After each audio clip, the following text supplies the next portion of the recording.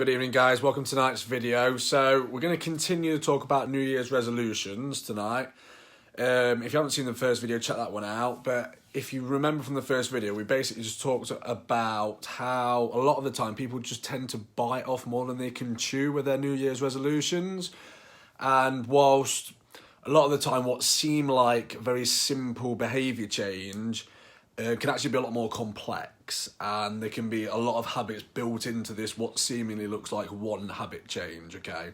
So what I'm going to do tonight is talk a little bit more about that and give you a strategy to try and make these new behaviours that you're taking on this year become lifelong habits, okay?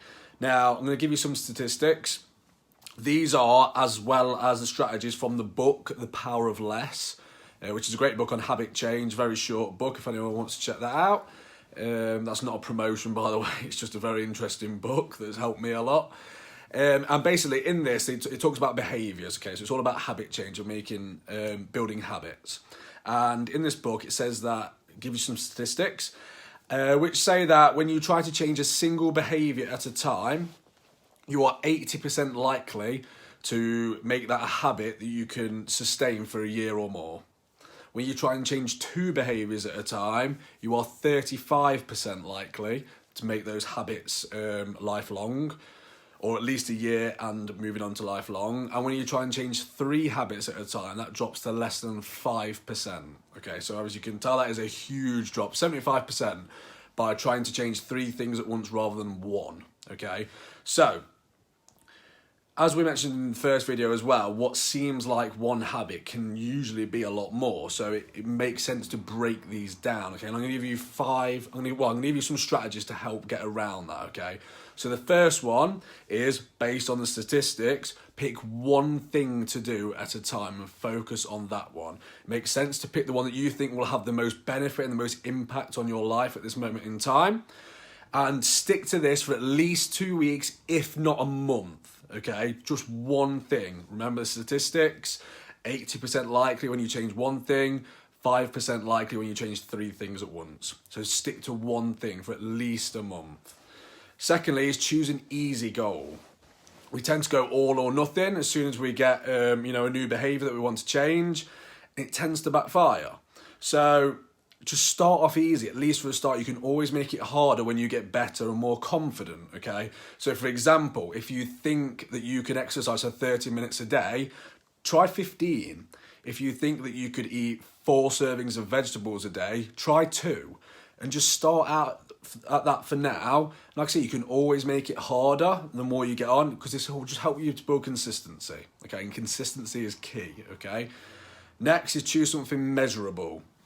So you should be able to say at the end of every single day, definitively, that you have done this behaviour. So for example, eat better this week, drink less alcohol, eat more veg, isn't specific enough. Okay, it needs to be have 1 glass of wine a night instead of 2, or have 2 servings of vegetables a day, or exercise for 30 minutes a day. You need to be able to say at the end of every day whether you have definitely done this or not, okay? So try and be specific. Next is be consistent. So try, if you can, to do your behaviour change at the same time every day. So for example, if you're going to exercise, try and do it every day at 6 a.m. or at 7 p.m. or straight away when you get home from work, or however it fits for you, but try and do it at the same time every day. It just makes it more likely that you will make it into a habit, okay? Next is report daily.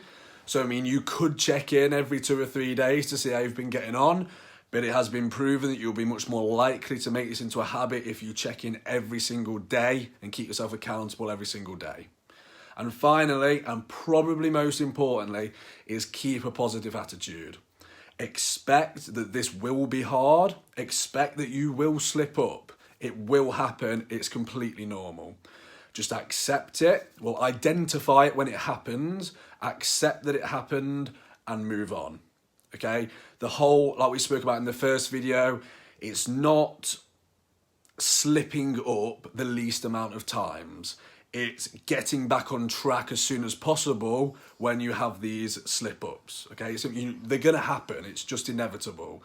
And that is when people quit because they think they've failed, and you haven't, because that is normal. You just need to get back on track as soon as possible, okay? So there's just some strategies for tonight, guys. They work. I've tried them. The guy who wrote the book that the strategy are from tried them. I think over a 2-year period, he like tripled his income, went from a non-runner to a marathon runner, wrote a couple of books, became a vegetarian. What did he do? He did so many different things over a 2-year period just by focusing on one thing at a time. And I mean, it sounds sort of strange as well, but all those people that sort of say, oh, I'm so busy because of my job and, you know, kids, etc. He did all this whilst looking after 6 children. So, you know, he did all of that, looked after his kids, and still managed to achieve all of that, okay? So break it down, make it easier.